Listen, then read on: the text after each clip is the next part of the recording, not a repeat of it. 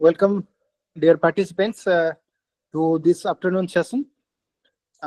This session will be, the lecture will be delivered by Professor Basudev Behera, Head Department of Agronomy, SOADU Bhubaneswar. So right now I would request Dr. B.S. Naik, the organizing director of this training program, kindly give a brief introductory address of Professor Behera. Please, sir. Thank you, Dr. Farag. I have this opportunity to introduce Professor Basudev Behera, sir, who is also my revered teacher during my BSc course in OUT Bhubaneswar. Professor Basudev Behera was born on 12th February 1960 in the village Arikama of Khordha district, Odisha. He passed BSc in the year 1982 and MSc in agronomy in 1985 from OUT Bhubaneswar and PhD in agronomy from BHU Varanasi in the year 2000. He was first class first in both BSc and MSc examinations and received 7 gold medals for academic excellence. He worked in AICRP on dryland agriculture Fulwani for a period of 15 years from the year 1993 to 2008 in various capacities as senior scientist and chief scientist. He was professor and head Department of Agronomy OUT for almost 8 years from the year 2012 to 2020 before his retirement. Presently, Sir is working as professor and head Department of Agronomy, Institute of Agricultural Sciences, SOA University, SOA deemed University, Bhubaneswar. He has contributed significantly in the area of dryland agriculture and watershed management, designing new intercropping systems, integrated nutrient management, organic farming, and livelihood improvement of smallholder farmers.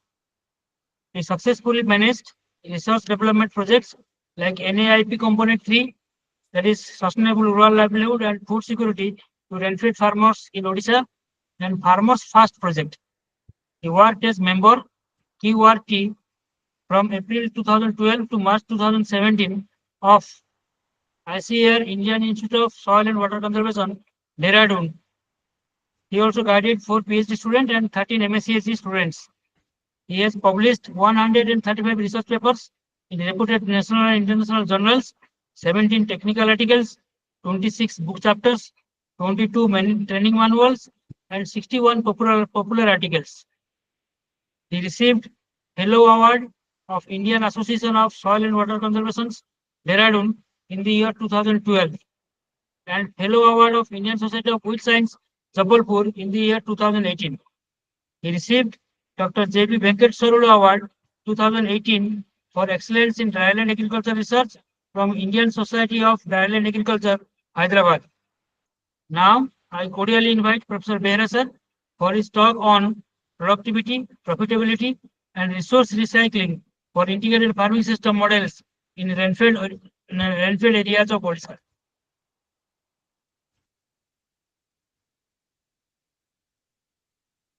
Please, sir. So, good afternoon, all present on this occasion. Thanks, Dr. Naik, organizing director for this training program, for introducing me to the participants.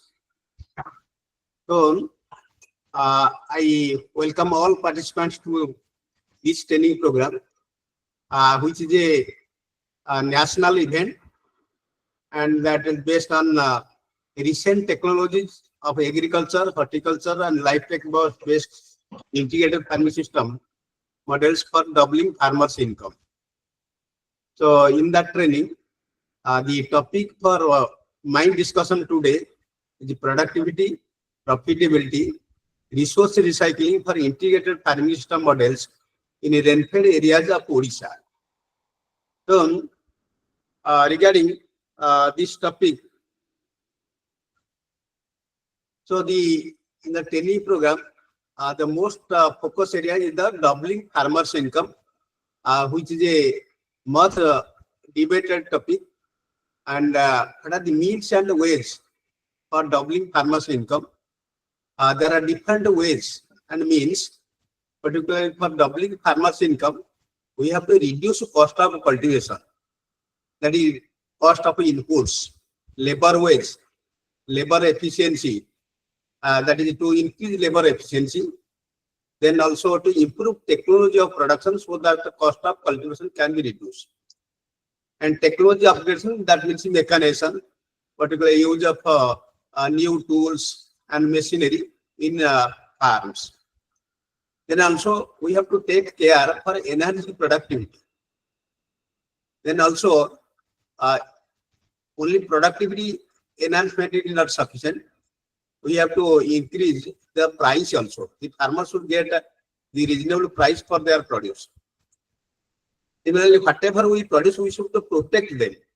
There should not be any loss of the farm produce. So processing and value addition is required for decreasing losses in farm produce. Then also one aspect is the crop diversification. So crop diversification and adoption of new enterprises like cultivation of high value crops, off-season vegetables in suitable locality, vegetable cultivation, adoption of pisciculture, animal rearing. So all these diversification programs can be possible through integrated farming system models. Similar technology upgradation, that is farm mechanization, that is also required. Similarly, our farmers should also be aware of all the recent technology. For that, skill and knowledge empowerment of farmers, particular training and capacity building is required. Similarly, for ensuring price stability also, particularly during vagaries weather, bad weather, sometimes crop losses occur. To help the farmers during calamities, also crop insurance program should be available to the farmers. So already Government of India have several schemes for crop insurance. Similarly, government procurement, when there is excess production, particularly in Odisha condition, rice is in excess, farmers self-state is self-sufficient in rice production. So government procurement also sometimes helps the farmers. Then for better production, also creation of infrastructure facilities like irrigation, road, rural electrification, storage facilities, access to market, all these are required. So for all these, integrated farming system is one of the approaches which can help in doubling farmers' income. So coming to current agriculture scenario, particularly all over India also, like in Odisha, the holdings are being gradually small, becoming small, scattered and fragmented land holdings. Then in rainfed agriculture, the productivity or production or agriculture, mostly income and employment, it is restricted to one season, that is Kharif season or that is rainy season. So seasonal income and employment, that is one major drawback. So farmers do not get adequate income and employment opportunity down the year. And due to weather vagaries, risk of crop failures are common. And farmers are also doing business on single commodity. They are growing is either rice. In many states of Eastern India, mostly rice is the main crop, and a rice-based cropping system is the dominant, and only cropping alone, that is the main source of livelihood for farmers. So there is a need for diversification. Then gradually, the deterioration of resource base, particularly our water resources, land resources, soil resources. So all resources are being gradually deteriorated, either due to overuse of chemicals, chemical fertilizers, chemical pesticides, herbicides. So there is a deterioration of resource base. Under this current scenario, what is actually the solution? We have to find out solutions for farmers. So there is an increase in population over the years, particularly if we mark from 2000 till if we project the population till 2050, there is a gradual increase in population. Similarly, decreasing trend in land availability. Per capita land holding is decreasing year by year. So similarly, the increasing trend in food need, but with increasing population, the food requirement gradually is increasing. So there is a condition of unsustainability now, and the indicators of unsustainability are a declining factor productivity, particularly whatever fertilizer we are applying, or whatever energy, whatever labor, or unit factor, or unit input, we are getting less productivity. So declining factor productivity is a major concern. So stagnation of yield. Due to several factors, yield is stagnated. Then increasing environmental pollution, degradation of natural resources, then depletion of non-renewable resources, then gradual increase in the cost of cultivation, and unorganized and inadequate market. So these are certain points which lead to or which indicate that our ecosystem, our environment, our agro ecosystem somewhat is unsustainable. So there is no scope for horizontal expansion due to increase in population and increase in land availability. So the geographical area of a district or of the country is fixed, but population is increasing. So there is no scope for horizontal expansion. We have to go vertical. So vertical expansion with the emphasis on space dimension, with the spatially, also temporally with the time. With space and time, we have to increase the productivity, profitability, also with the unsustainable basis. So this is possible through adoption of a multi-enterprise integrated farming system models. So integrated farming system. So what it is? So the system approach everywhere now in agriculture, we are focusing on system approach. In cropping system, farming system, or nutrient supply system, everywhere we are focusing on system approach. So what a system means? The term system has been derived from Greek word synestanai, which means to bring together or combine. That means to bring several enterprises, several elements together. So how to combine? What are the principles of combining different elements or enterprises? So a system refers to a group of interacting, interrelated, interdependent elements forming a complex whole. It is a functionally related group of elements. So just like a set has certain elements. Similarly, with a system, there are elements which are maybe enterprises or maybe some whatever elements. So the enterprises or elements, they are interacting among each other. In farming system models, we take crop, tree, animals. So crop component interacts with the animal component components interact with the tree component interact with the crop component. Similarly, they are interrelated to each other. Also, one depends on other, interdependent. So if these properties are satisfied, then we can assume the elements are functioning perfectly in a system mode. So coming to farming system has been defined differently by different organizations. So this is a definition by Indian Council of Agricultural Research.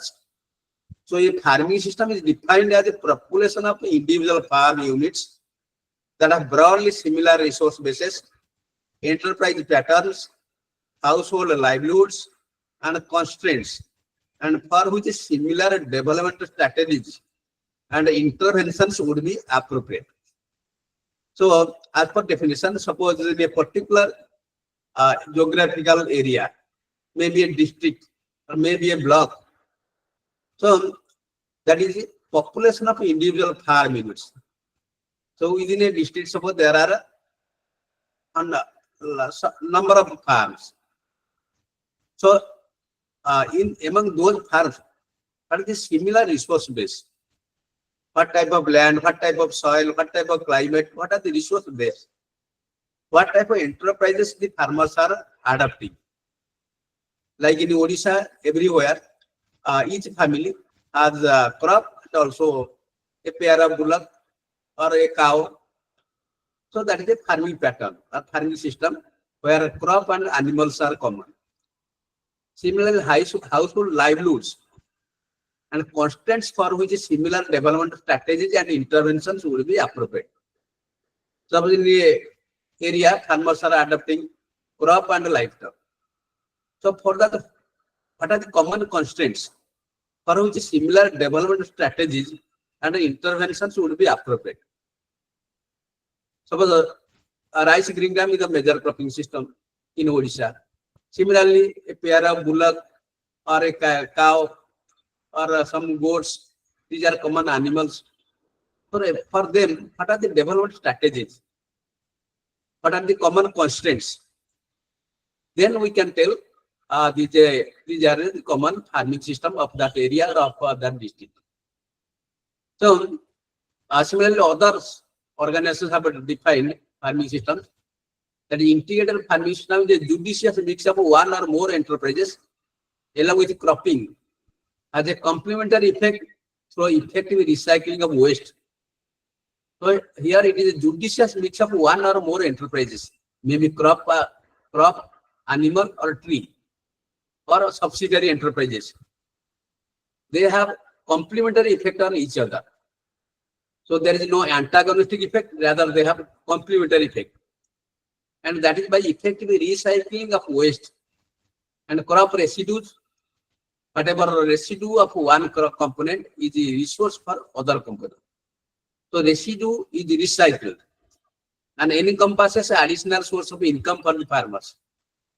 Integrated farming system activity is focused around a few selected interdependent, interrelated, and interlinking production systems based on crop, tree, animals, and related subsidiary professions.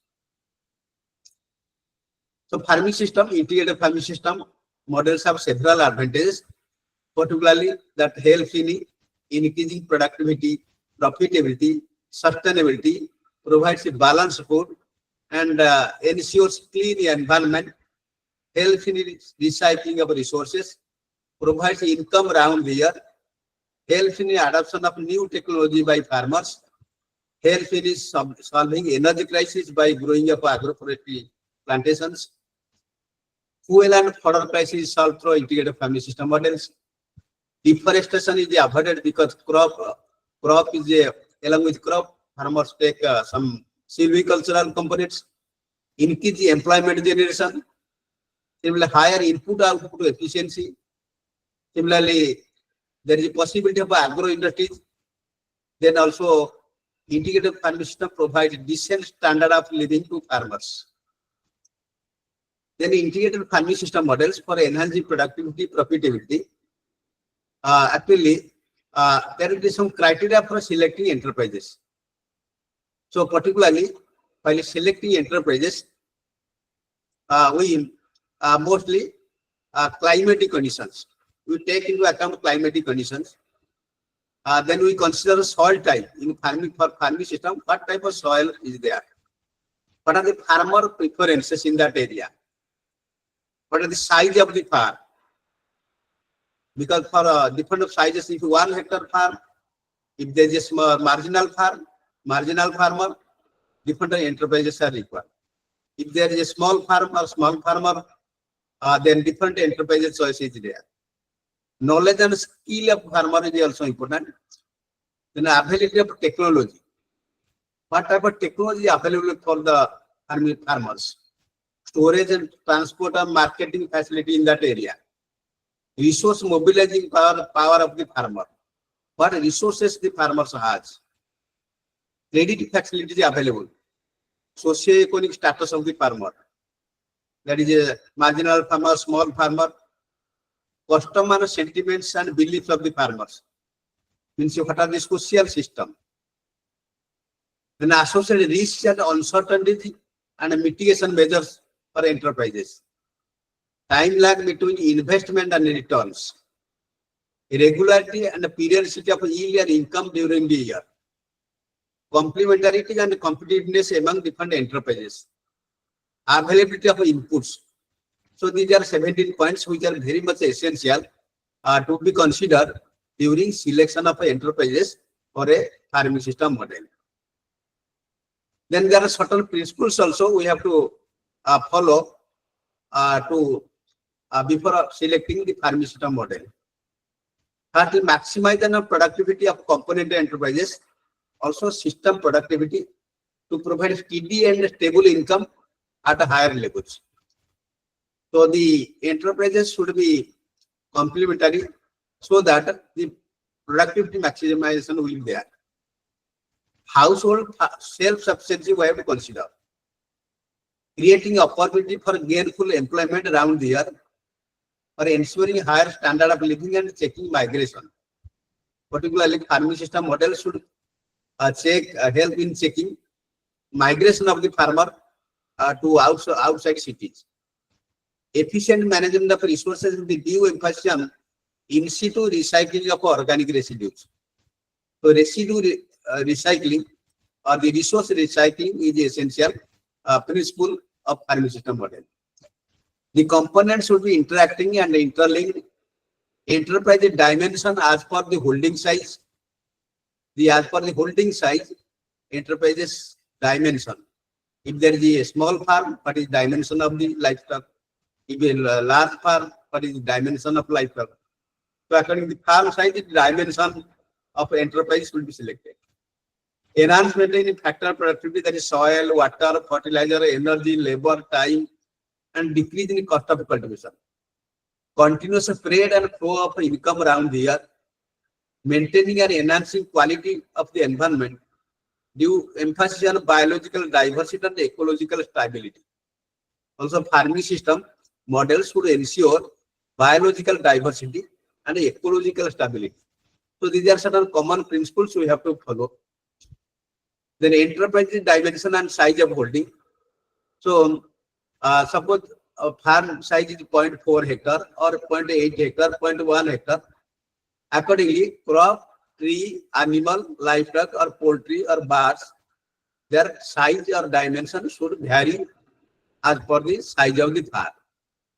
So that is during selecting or considering the dimension of the enterprise, each enterprise, the size of the farm should be considered. Then per capita requirement of the food for a 6-member family, there is 2 old person, 2 adult person, 2 children. So a farm family requires about cereals 894 kg, pulses 97 kg, fat oil 69 kg, leafy vegetable 131 kg, other vegetables 100 kg, milk 453 kg, sugar or jaggery 69 kg, fuel wood 6 ton, 1 large ruminant animal requires grass of 2 ton, legume fodder 1 ton. So as per recommendation of ICAR 1990, so for while considering a farming system model, this is the annual requirement of farm family should be taken into consideration. Then in a farming system model, these are basic components. These are the enterprises. There should be a crop component, maybe cereals, pulses, oilseeds, vegetables. There should be crop. Then animal component include dairy, goat or sheep rearing, piggery, fishery, poultry, duckery, etc. Similarly, farming system model should encompass some tree component. The tree component as horticultural plants, then silvicultural plants. Besides crop tree animal components, there are some ancillary components which may be apiculture, sericulture, mushroom product cultivation, biogas production. Also nowadays vermicompost production. These are becoming popular nowadays. So these are in the farming system. The enterprises are classified into these 4 groups. Similarly, basic prerequisites. Suppose in the Odisha condition, which is predominantly rainfed state, what should be the requisites for starting one farming system model? One is in the rainfed area because the rain dependent agriculture. So water source is the most important. So before starting a farming system model in the rainfed area, we have to ensure a water source, maybe a pond or pond-based IFS model, maybe a ditch, maybe a well. And there is a well-established fence for the farming system model. To have a low-cost fencing, nowadays we are advocating particularly some fencing materials like chillar, like Inga dulcis, or that is Simacoya, similarly Duranta, or maybe Clerodendron. So there should be a fence. Also, adjacent to fence and inside the farming system, there should be a layer of multi-purpose trees, particularly legume trees, maybe that is Subabul, Leucina leucocephala, or Glaricidia, Sepium. So they will act as a multi-purpose tree. They will provide a mulching material. They will provide green leaf material. So there should be a multi-purpose line. Then field crop, agriculture system, olericulture, animal shed, farm. These should be there. And at the center of the farm, there is a farm family. Farm family is the decision maker, is the worker, is the manager, everything of the farm integrated farming system model. And farmhouse should be there, and preferably in the farming system model, farmhouse should be at the upper end. At the higher elevation area, there should be farmhouse. Similarly, lower 1/3 of the area of the farm should be diverted for rice cultivation. Because the rice requires water, so and whatever drainage water that will be in the lower side, so lower 1/3 of the area would be for diverted for rice cultivation. And a rice-based farming system, cropping system, particularly in Kharif season, rice, in Rabi season, vegetables, summer season also vegetables or oil seeds. Similarly, in the ponds would be just above rice area, that's the pond. And pond should be generally 1/10 of the area of the farm size. If there is a farming system model of 1 hectare, so the pond size would be 1,000 square meter. And that should be above rice area, because whatever drainage water, seepage water, that will be utilized for rice.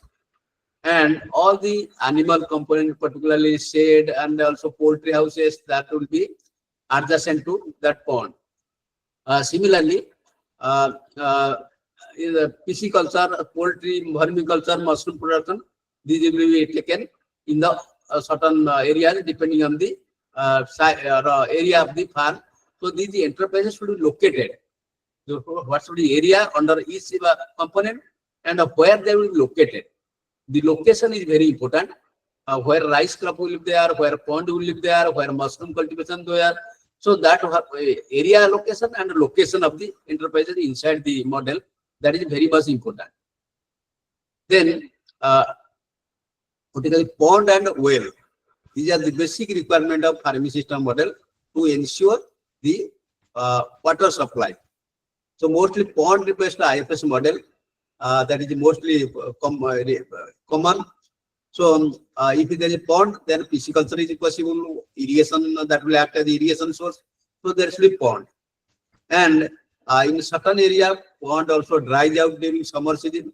So for that, additionally, there should be a water source, that is a dog well or any type of well source will be there, so that in summer season, if pond dries out, then that will provide water during the summer season. So water source includes this particularly, these are the sources, that is pond or well. Then particularly rice-based cropping system is dominant in Odisha and Eastern India. Also, this is the major cropping system. So because we receive plenty of rainfall during monsoon season, and mostly in the medium land, low land, there is waterlogging problem. Only crop that is suitable for Kharif season or for rainy season is rice. So rice is the predominant system. So, but rice cultivation suffers from many problems or deficiencies. Particularly, there are several biophysical and socio-economic constraints for rice production. Occurrence of drought in uplands. In upland area, every 2 to 3 years interval, there is a commonly drought. Delay in sowing and planting due to erratic rainfall or monsoon occurrence. Waterlogging and flash floods in the lowlands. Non-ability of submergence tolerant rice varieties. heavy weed infestation, incidence disease pest, non-availability of labor in time, poor marketing facility, and distress sale. These are common problems with the rice production. So we have to diversify rice farm. Rice farm must be diversified so that the farmers' income or employment opportunities that can be enhanced. So why we have to diversify? Why we should integrate? Farming system particular models are suitable. Mostly that can be adapted by marginal small farmers. The large farmers, they can have commercial farming. They can have tractors, power tillers. They have large farms. They can have commercial farming. But the small and marginal farmers, they have adequate labor force. Their family members also are engaged in the agricultural operations. About 82% of the total operation holdings are small, 1 to 2 hectare, and marginal farms less than 1 hectare. So, because more number of land holdings are small and marginal, and with that small holdings also, it is difficult to sustain a 6-member family. So, there is a need to integrate other crop, tree, livestock, ancillary enterprises for sustainable livelihood in rural areas. So, that is why we have to diversify rice farms. So, I shall give the example of a case study which under in OUT we conducted that or executed that project under a National Agricultural Innovation Project, and the project was sustainable rural livelihood and food security to Rainfed farmers of Odisha. The project was operated during 2006 to 2014. So during that period, we established 10 farming system models in different areas of Odisha. So particularly, we took 4 enterprise-based IFS models in Rainfed areas for diversification of rice farms. So these are the districts we adopted those farming system models, particularly 3 Rainfed districts. One is Dhenkanal in central Tableland zone, then Kandhamar in the north eastern Ghat zone, then Kodahandi that in the western undulating zone. So we selected 3 districts in different agroclimate zones of the state for diversifying rice farms to integrated farming system models. So in each district we selected 2 blocks. In Dhenkanal we took 2 blocks, that is Dhenkanal Sadar and Odapada, and also in Kandhamar we took 2 blocks, that is Khojuripada and also that is another that is G Udagiri. Similarly, in Kodahandi we adopted 2 blocks, particularly one Norla and another is Golamunda. So we established farming system models, and they are the one component was cropping component. So rice is the common crop in all the districts. So we took rice variety Lolat, and mostly about 71% area we diverted for rice. We took 2 types of models, befitting to small farmer 1.6 hectare and 0.8 hectare for marginal farm. So accordingly, we had a pond also, different sizes of ponds. The common cropping system we took in that model was a rice green gram cropping system, and we compared that with the no pond system. So no pond and rice green gram cropping system is a cropping system, and pond and no pond. So in this way we tried the models. So particularly in Kharif season we took rice crop in all 10 farming system models.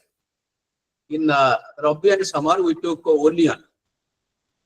So That is the common cropping system in that farming system. Then pisciculture. In each model, we diverted 10% of the area to pond. So, which is government has certain programs to help the farmers in excavating ponds or develop water resources. So, we took the help of the government programs to establish ponds. So 10% area we diverted for pond, and in a pond we took this composite pisciculture. Composite pisciculture with katla, rohu, mrigal, and at the rate of 5,000 fingerlings per hectare. Katla, rohu, mrigal in 3:4:3 ratio. And in pond dikes, those were used for planting papaya, banana, and drumstick. So this is the one model, one pond which we excavated in Dhenkanal. That is the Dhenkanal Sadar. So one village near Dhenkanal Sadar. So here is a farmer actually, Sibasa Biswar. We took here his farm for developing this farming system model, and we adopted that multi-layer pisciculture. Similarly, the ponds were utilized for planting banana and also drumstick. So these horticultural plants fruit trees were planted. Similarly, drumstick were also a common crop in the ponds.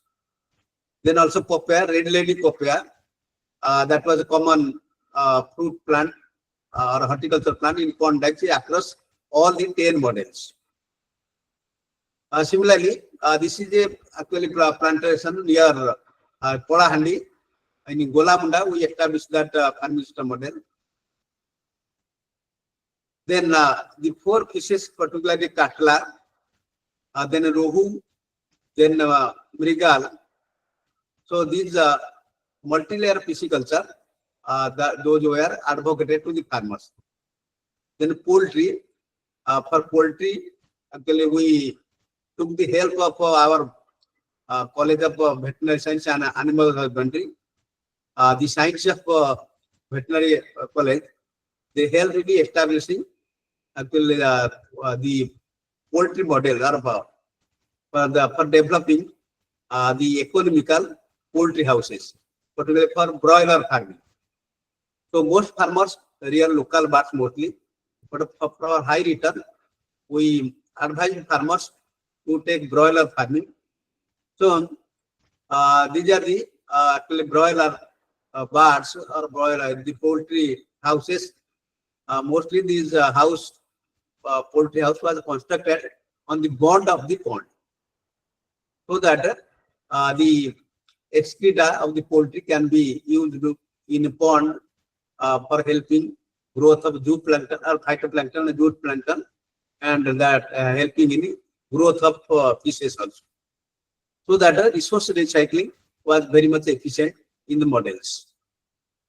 Then mushroom, OEOT also has developed a very 3-tier system for mushroom unit, and we advocated this model with space of 7.5 into 3.6 meter to produce paddy mushroom during March to October.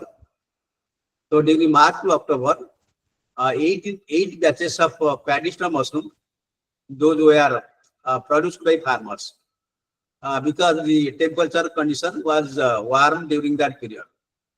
And during particularly November to February, where temperature goes down, the paddy mushroom is not possible during that period. The oyster mushroom were suggested, and the 3-tier mushroom system was highly successful. And we also established some mushroom spawn production units in those farming system villages, so that the farmers were able to produce quality mushroom spawn for utilization in these popular models. So these are actually the various models, only 3-tier models, but for paddy mushroom and also oyster mushroom. And so these are the four components. Actually, large animals, particularly cattle, the cow, these were not allowed in that project because of higher cost. So we adopted these small, particularly components, that is pisciculture, mushroom, and poultry birds and crop. These four enterprise model. So coming to productivity, economics, and labor employment in IFS models in different clusters. So if you consider 0.8 hectare integrated farming system model, so this system was highly helpful in enhancing the productivity, particularly rice equivalent yield. So we compared with the conventional cropping system.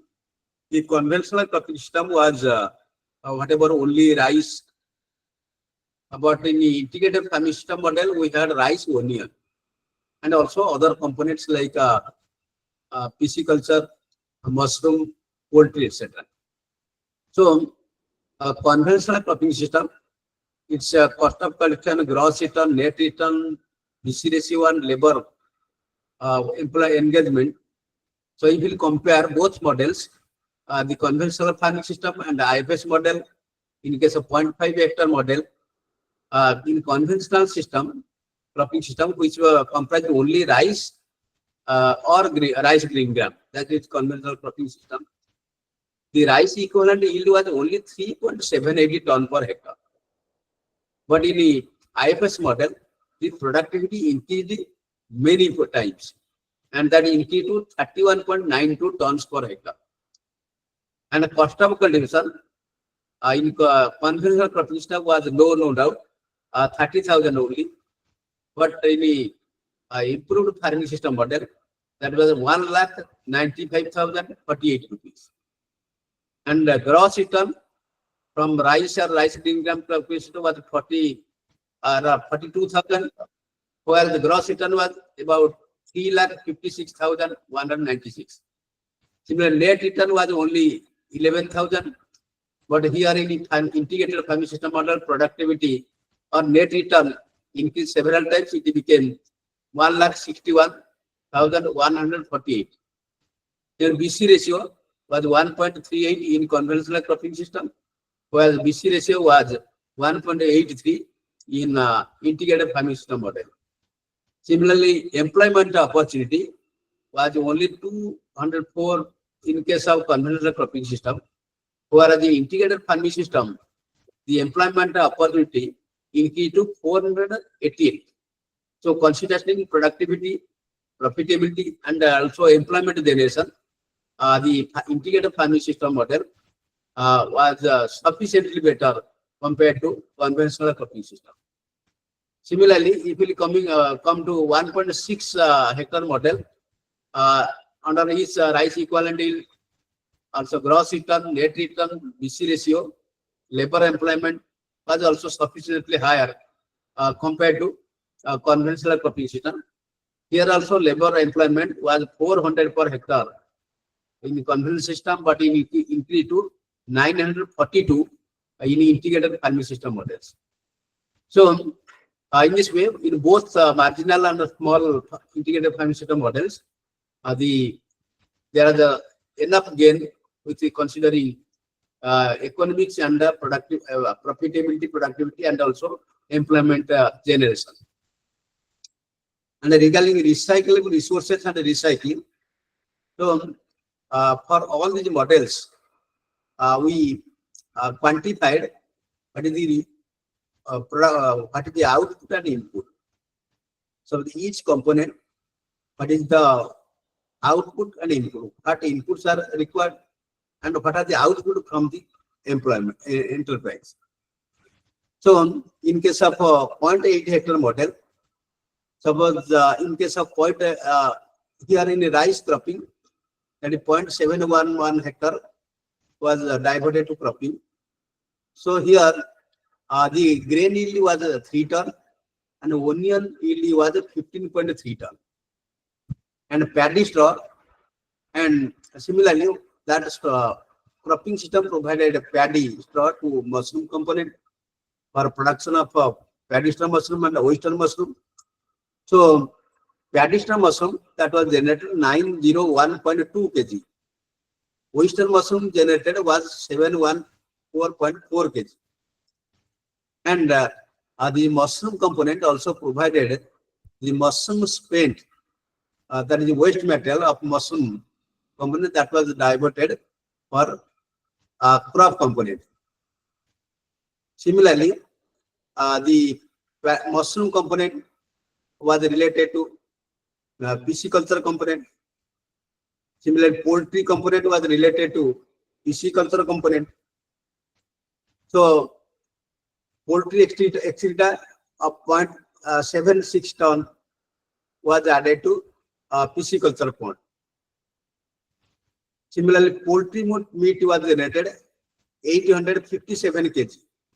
The broiler bars were reared.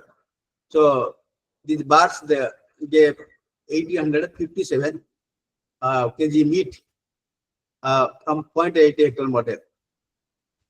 Similarly, the submersible well was there. Well provided sufficient water during summer when the pond actually dried. See, in this way, all the components were interrelated to each other, interacting, also interdependent. So, even pond also provided a tank shield. Enough tank shield in a certain year interval, also tank shields were excavated, and whatever tank shield that was utilized for growing rice and onion, or in crop field, those were applied. So, all these were the inputs and outputs. We quantified the recyclable resources, and because of resource recycling, the model worked perfectly well. Similarly, this is the component integration and resource recycling 1.6 hectare farming system model.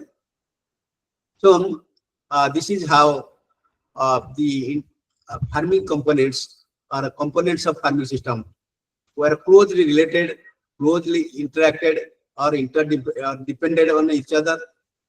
So then regarding labor employment. So this is how labor employment, human days, the crop, fish, poultry, and mushroom enterprises are influenced by size of hectare models. In a 0.8 hectare model,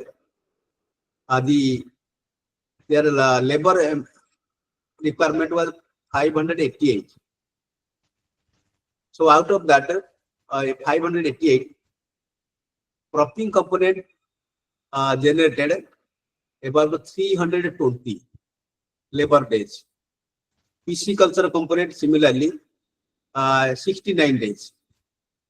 Then poultry component 58, and mushroom component 141. So in this way, around the year, the employment generation was there because all activities they spread around the year. Similarly, in 1.6 hectare model, the 942 labor, whatever employment opportunity are created, that was spread or that were contributed by different components. So that is very much essential. The spread of employment opportunity around the year is also a basic requirement for farming system model, so that the out migration of the farmers will not be there. Similarly, if we consider the month-wise labor distribution in IFS models, so this is from in conventional cropping system. In April, May, there is no operation at all because there is no rain, no water, no labor or no labor engagement. But in IFS model, in also January, February, in February, March also, there is a nil labor requirement in conventional system. But in farming system model, from April to March, all over months, there is a employment opportunities are spread of employment throughout the year. So this is the basic requirement that in all months, there will be some engagement for the farm household. So this is how productivity, profitability, and also labor These are distributed all over the year, which are requirement for a successful model. Then also we had some farming system models for interior districts of Odisha. This is a tribal farm family where we had several fruit plants, crop component. So these are also some timber crops we took, then spices crops, vegetable crops, also small animals like goats. The tribal farm family, they do not have storehouse. They store their straw, just like making this type of storage structure. So these are various farming system models, how we can develop, particularly for rainfed areas. Then, in spite of all these, for establishing farming system models in rainfed areas, certain constraints are there for implementation of IFS model in rainfed areas. Though that is basic requirement nowadays, where rice is failing, rice is a failure crop in most of the time.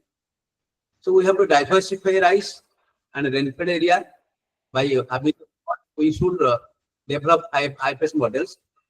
But what we have to consider the constraints also. Availability of adequate land, labor, capital is key to implementation for IFS models in the state. The land holdings are small, fragmented, and scattered. Most of the time, a continuous patch of land required for IFS model is not available. Mostly, land is fragmented, where 1 hectare or 1 acre or continuous patch of land is available, which is small and marginal farmers. Then we can diversify that rice farm to a farming system model. Then a consolidation of land holding is not possible due to social reasons. Then the fragmented, small and scattered crop fields are so located away from the residential houses in village and requires adequate labor for watching. Because residential houses and farm in our situation is away. So the female laborers, female members of the family, they do not take part in farming because the distance is such high, remote.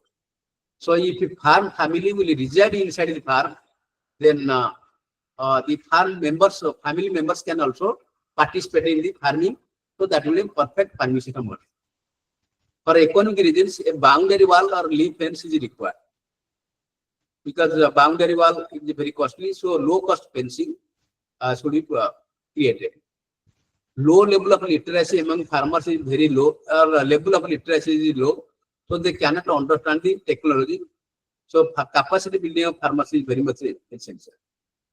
A multidisciplinary team of scientists should assist the rural farmers to solve the farmers' problem.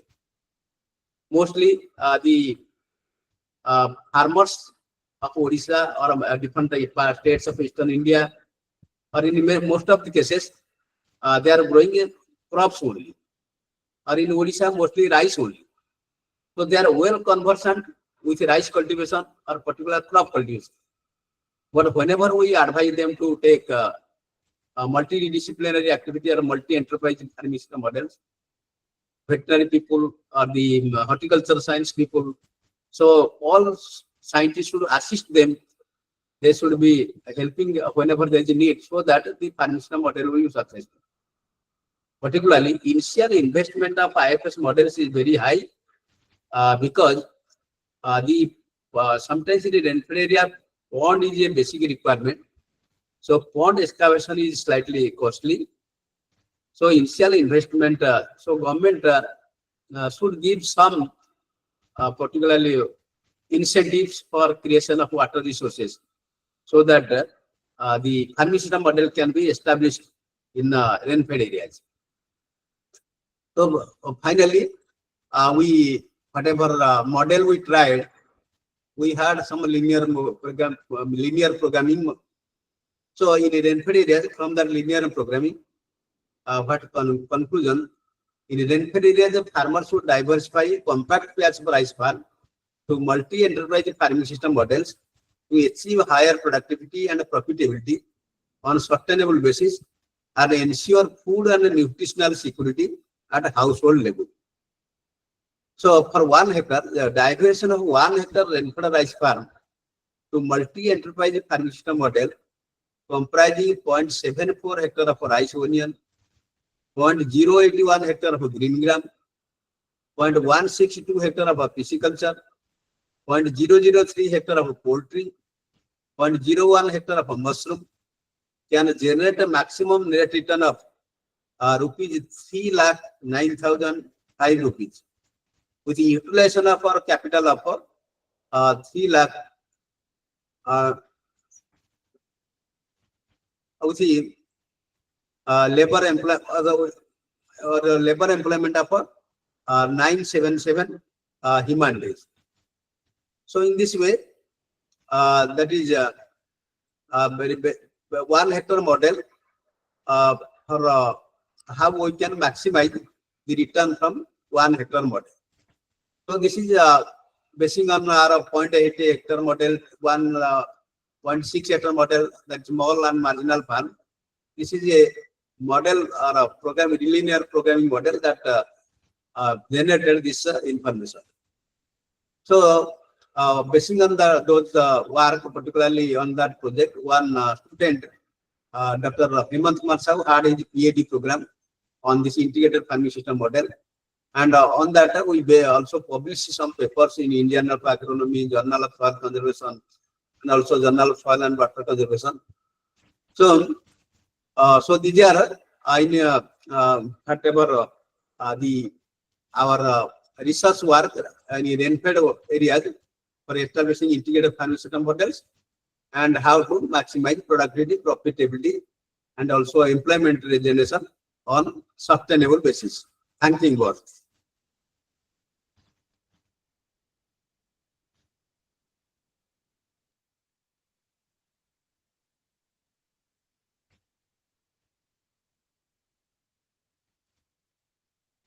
Thank you, sir. Okay. I'd like to thank Professor Vasudev Behra, sir, for a nice presentation. Throughout his the lecture, the topic he covered in a way which is very pertinent for the farming systems of the smallholder farmers. Appreciated that the